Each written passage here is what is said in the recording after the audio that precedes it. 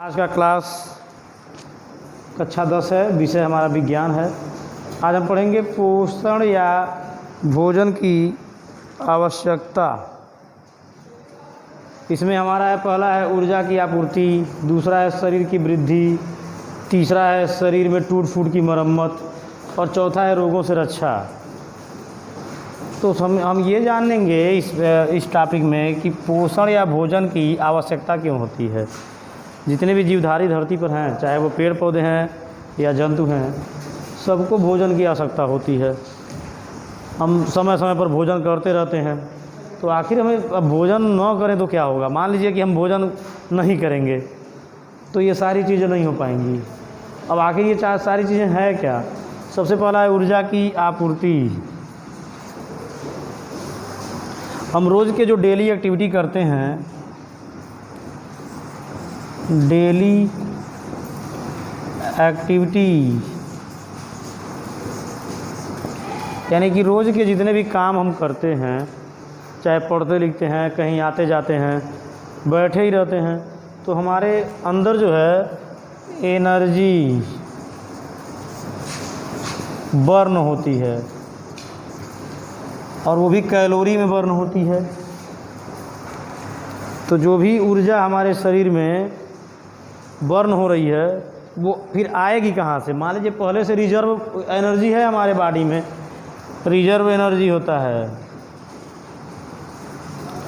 Reserve energy इसी को हम क्या करते हैं, बर्न करते हैं अपने डेली एक्टिविटी में। रोज़ के कामों में हमारे अंदर जो रिजर्व एनर्जी है, सुरक्षित ऊर्जा, वो हम खर्च कर देते हैं।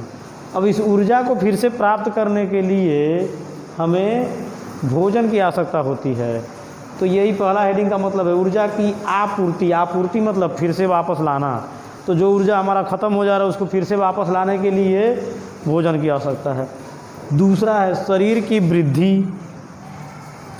शरीर की वृद्धि, जैसा कि हम सब जानते हैं कि हम लोग जब कोई भी जीव जब पैदा होता है तो उसके शरीर का आकार और आकृति छोटा होता है, और समय समय पर वो धीरे धीरे विकास जैसे करता है उसमें वृद्धि होती जाती है।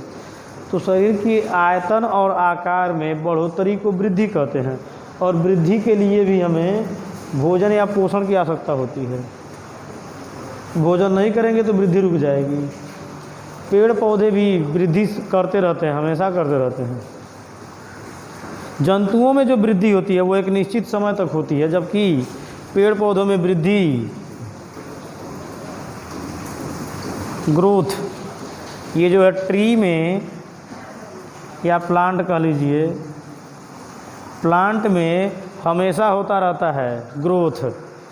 वो जब से मतलब कोई सीड हो उसमें से कोई प्लांट निकला, और जब तक वो एलाइव रहेगा, जीवित रहेगा, तब तक बढ़ता रहेगा।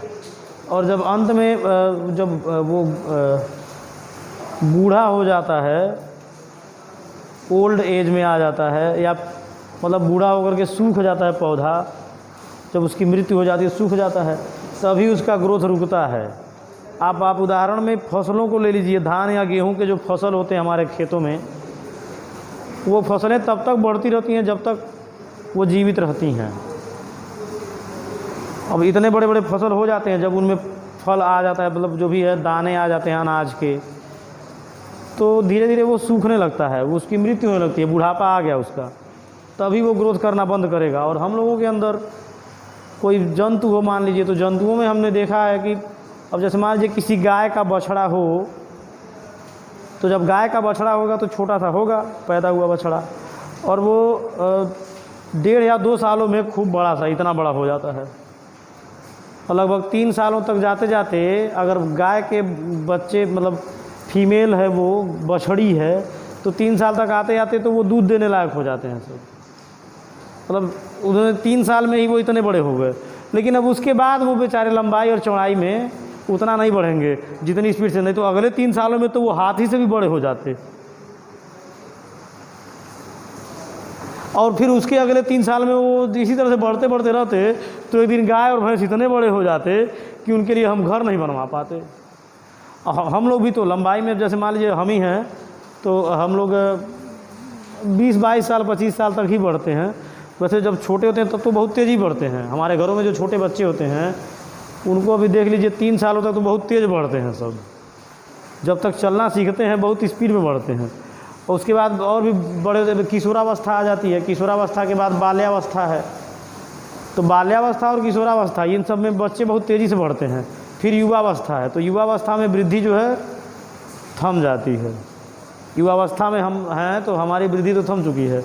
हम 10-12 सालों में ये रिजर्व देखे हैं कि हमारे लंबाई चौड़ाई में कोई वृद्धि, मतलब चौड़ाई थोड़ा बहुत बड़ा होगा लेकिन लंबाई में वृद्धि नहीं हुई है।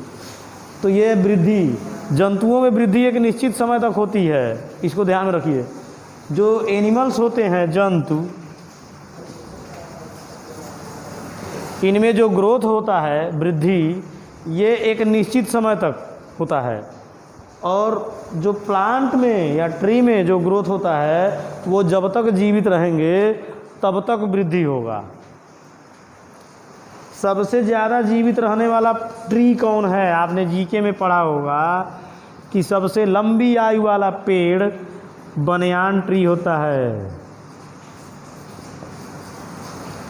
हिंदी में कहते हैं बरगद का वृक्ष। ये बरगद का जो वृक्ष होता है ये लगभग 1000 वर्ष तक जीवित रहता है। 1000 ईयर्स, 1000 साल तक एक पेड़ जीवित रहता है। जब तक जीवित रहेगा तब तक बढ़ेगा। अब आपके वहाँ अगर कोई बरगद का पेड़ हो तो उसमें आप देखिएगा नीचे भले ही उसके तना उतना मोटा हो जाए, लेकिन ऊपर जो फैली हुई शाखाएं होती हैं उसमें से जड़ें निकलती जाती हैं नीचे की तरफ, और बाद में धीरे धीरे वो जड़ें ज़मीन में आ करके और एक मोटा सा खंभा बन जाती हैं। फिर वो तना और आगे बढ़ता जाता है। तो उस जब तक जीवित रहेगा, 1000 साल तक अगर जीवित रहेगा तब भी उसमें ग्रोथ होगा। लेकिन एनिमल्स में ग्रोथ एक निश्चित समय तक ही रहता है। तो इस ग्रोथ के लिए, वृद्धि के लिए हमें भोजन की आवश्यकता होती है। शरीर में टूट फूट की मरम्मत क्या है? आखिर हमारे शरीर में टूट फूट क्या आ रहा है? हम लोग मशीन नहीं ना है कि हमारे अंदर पुर्जे टूट गए। मान लीजिए कोई इंजन होता है, डीजल इंजन या पेट्रोल इंजन, हमारी जो गाड़ियां हैं रोड पर चलती हैं, उसमें इंजन है, बार बार चलते चलते घिस जाता है, कोई पार्ट तो टूट फाट जाता है, तो हम लोग रिपेयरिंग के लिए ले जाते हैं। हम भी मशीन नहीं है कि हम टूट फूट गए तो हम रिपेयरिंग करवाएंगे। तो आखिर हमारे अंदर टूट फूट क्या आ रहा है, इसको पहले जानिए। आखिर शरीर में टूट फूट क्या होती है? तो होता ये है कि शरीर में टिश्यूज होते हैं जो मिल के बने होते हैं सेल्स से। अब हम आपको सेल में एक एग्जाम्पल देते हैं। हमारे जो ब्लड होते हैं इसमें WBC होता है, RBC भी होता है। जो RBC होता है, रेड ब्लड कार्पसेल, लाल रक्त कणिका, उसकी उम्र केवल 120 दिन होती है।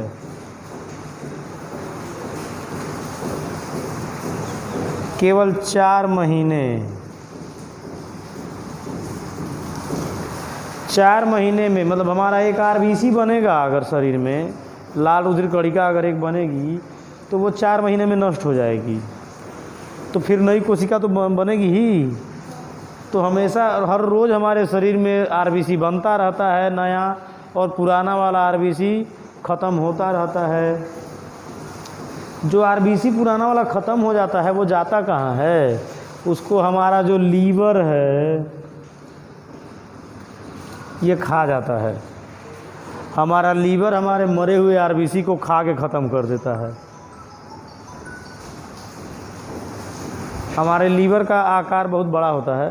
तब हमारे डाइजेस्टिव सिस्टम यानी पाचन तंत्र का सबसे बड़ा अंग लीवर ही माना गया है। और शरीर की सबसे बड़ी ग्रंथि, ग्लैंड, जो ग्रंथियाँ होती हैं, शरीर की सबसे बड़ी ग्रंथि हमारा लीवर होता है। तो कुछ चीज़ें जीके हैं जिनको जानना आवश्यक है। ये पाचन तंत्र का सबसे बड़ा अंग भी है और सबसे बड़ी ग्रंथि भी है शरीर की। तो ये हो गया आपका 4 मंथ। तो मान लीजिए इसका उम्र हो गया आरबीसी का। नया आरबीसी बन रहा है, पुराना वाला मर रहा है। तो पुराना वाला मर रहा है, उसी को क्या कहेंगे? टूट फूट। नया वाला बन रहा है, वो है मरम्मत। अब नई कोशिकाओं को बनने के लिए क्या चाहिए? भोजन। इसलिए हमें भोजन की आवश्यकता है। फिर चौथी चीज़ है रोगों से रक्षा, प्रिवेंट फ्रॉम डिजीजेज। अगर हम भोजन नहीं करेंगे तो हम बीमार पड़ जाएंगे, और अगर हम प्रदूषित भोजन कर लेंगे तब भी बीमार पड़ जाएंगे। मान लीजिए भोजन हम 4 दिन पहले बनाए थे, 4 दिन की बात है, छोड़ दीजिए। कल का भोजन हो, कोई फ्रिज व्रिज में न रखा हुआ हो, आज खा लीजिए, आप स्वस्थ नहीं रहेंगे। आपके पेट में गैस बन जाएगा, सड़ा हुआ भोजन आपने खा लिया। तो सड़ा हुआ भोजन आप खा लेंगे तो आपको कई रोग हो जाएंगे। कुछ बैक्टीरिया आपके शरीर में जाके कुछ बीमारियां फैला देंगे। तो ये रोगों से रक्षा के लिए भी हमें भोजन की आवश्यकता है। विटामिन की कमी या प्रोटीन की कमी हो जाए हमारे भोजन में तो भी हम रोगी हो जाएंगे। तो हमें उस भोजन की आवश्यकता जो है वो रोगों से रक्षा के लिए भी पड़ती है। तो अब इसके बाद आता है टॉपिक पोषण के प्रकार। अभी तो ये पोषण की आवश्यकता थी, इसके बाद हम पढ़ेंगे पोषण के प्रकार। पोषण कितने प्रकार का होता है? तो पोषण में अब देखिए, कोई है स्वपोषण, मतलब स्वपोषी, जो अपना खुद का भोजन बना लेते हैं। कुछ हैं परपोषी। तो परपोषी में भी कई प्रकार के होते हैं, मतलब कुछ प्राणी समभोजी होते हैं, कुछ परजीवी हैं, कुछ सहजीवी हैं। मैंने सहजीवी का उदाहरण एक बार बताया था, राइजोबियम लेग्यूमिनोसेरम का।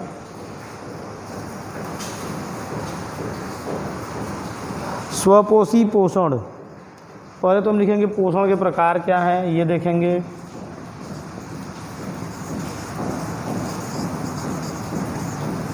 पोषण के प्रकार,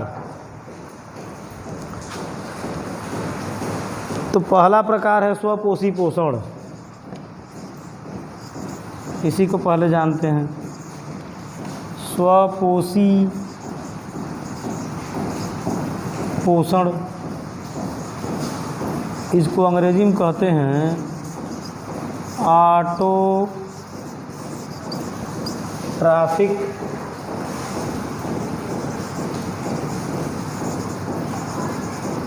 न्यूट्रिशन। ये ऑटोट्रॉफिक न्यूट्रिशन है क्या? देखिए शब्द में ही अर्थ छिपा होता है। स्व मीन्स स्वयं, अपने आप। अब पोषी माने पोषण, मतलब जो अपने आप का पोषण खुद कर लें, किसी पर निर्भर न हो, वो होते हैं स्वपोषी। अब स्वपोषी किसे कहा जाता है? जो पेड़ पौधे, जितने भी ग्रीन प्लांट हैं, हरे पेड़ पौधे, ये सारे स्वपोषी होते हैं, क्योंकि वो अपना भोजन खुद बना लेते हैं। तो ये होते हैं फोटोसिंथेटिक,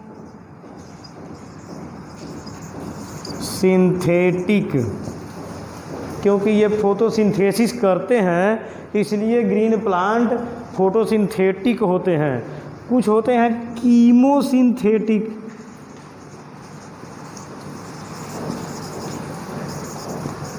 ये कीमोसिंथेटिक क्या है? जो कुछ बैक्टीरिया या कुछ वायरसेस ऐसे होते हैं जो रासायनिक पदार्थों से अपना भोजन प्राप्त कर लेते हैं। वायुमंडल में कुछ रासायनिक पदार्थ हैं, उनसे बिना प्रकाश, मतलब रासायनिक संश्लेषण करते हैं।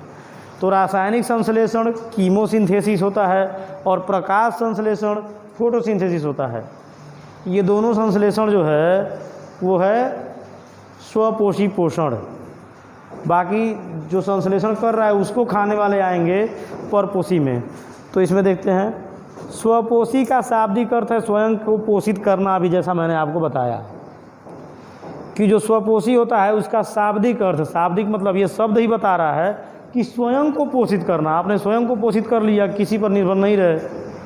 तो स्वयं को पोषित करना, जैसे हरे पादप कार्बन डाइऑक्साइड और जल के, देखिए जो ग्रीन प्लांट होते हैं हरे पादप, ये कार्बन डाइऑक्साइड, जल और पर्णहरिम क्लोरोफिल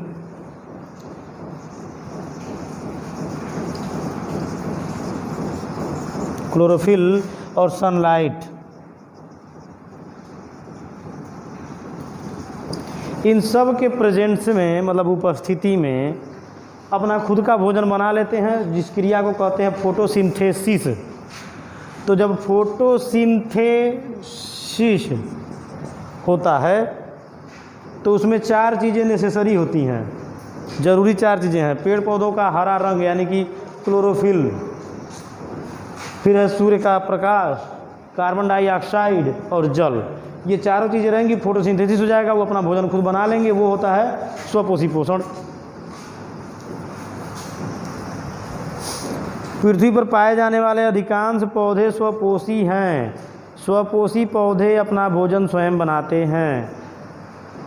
अब देखिए, इसमें भोजन संश्लेषण विधि के आधार पर पौधे 2 प्रकार के होते हैं। पहला है प्रकाश संश्लेषी फोटोसिंथेटिक, और दूसरे हैं रसायन संश्लेषी कीमोसिंथेटिक। मैंने अभी आपको ये पहले ही बता दी, कीमोसिंथेटिक और फोटोसिंथेटिक। आप अपने घर पर पुस्तक होगा, उसमें से भी देख लीजिएगा।